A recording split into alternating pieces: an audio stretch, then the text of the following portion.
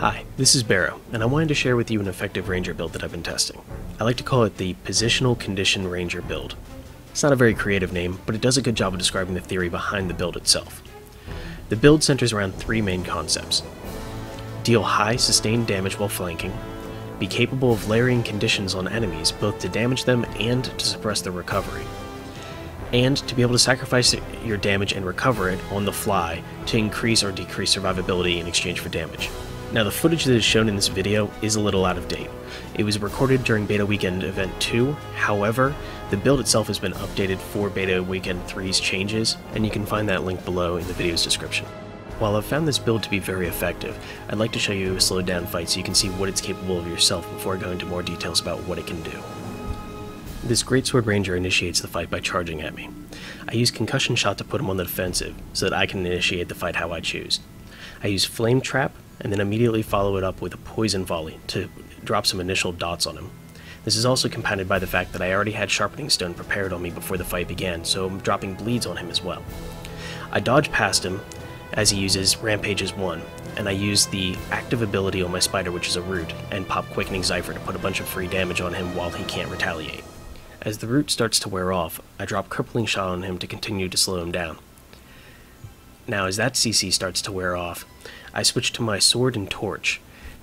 I use Throw Torch to put more dots on him, and then drop Bonfire, immediately followed by a Serpent Strike to add more damage, as well as to avoid his Greatsword attacks while he's still buffed from Rampages 1. At this point I probably should have healed, but I decided to take a risk and use Hornet Sting to leap away and leap back to get a leap finisher on the Bonfire and give myself a Fire Aura.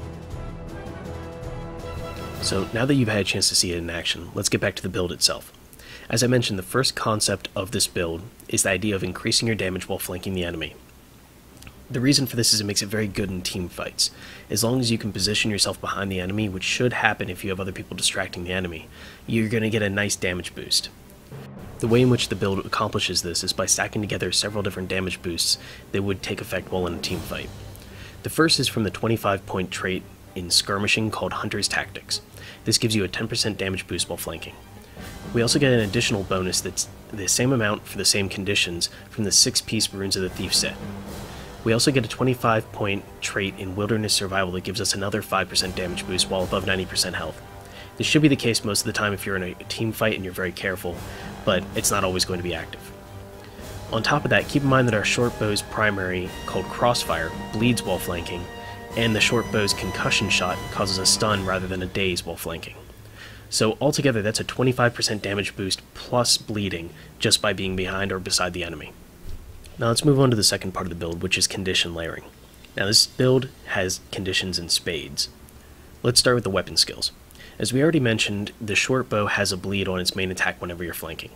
In addition, the short bow also has on its number 2 a poison spread that adds 2 to 10 seconds of poison depending on how many arrows connect.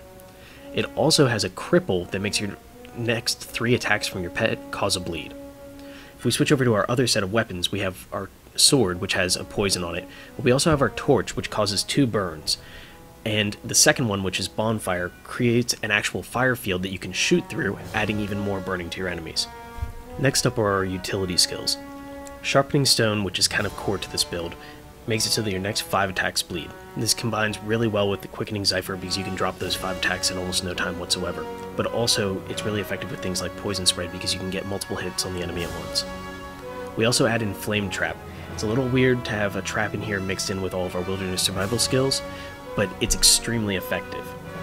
The Flame Trap, for every second that they stay in it with this build, they get 6 seconds of burning on them.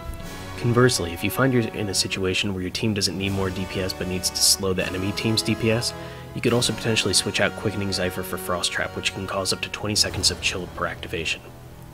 Now as for pets, there's a lot of different choices. It's largely up to you, but I would recommend running with 2 cats. The reason for which is it synergizes well with this portion of the build, which is adding conditions to your enemy. If you run with 2 cats, at the start of the combat you can allow them to attack, which adds 4 bleeds to the enemy. Switch to your other cat, which gives you Quickening Zephyr and also allows them to drop another 4 bleeds on your enemy. The final facet to this part of the build are your traits. 10 points in Marksmanship give you another free Sharpening Stone at 75%, while 10 points in Skirmishing give you a chance to cause bleed on crits, which works concurrently with the same proc that comes from Sigil of Earth. It also compounds with the Fury buff you get from swapping weapons at 15 points in skirmishing.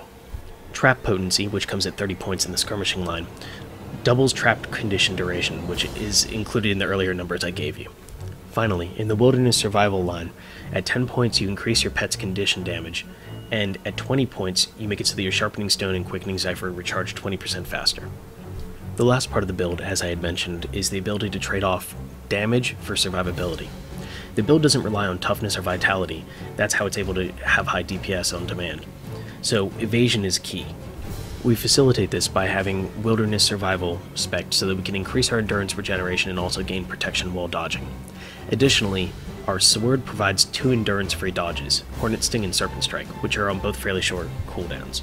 To add more defense, the torch can be swapped in favor of a dagger for yet another free evade. Our traps and bonfire also make a great way of forcing our enemies out of melee range. In addition, if things actually do go poorly and you need to escape, you can do it pretty well.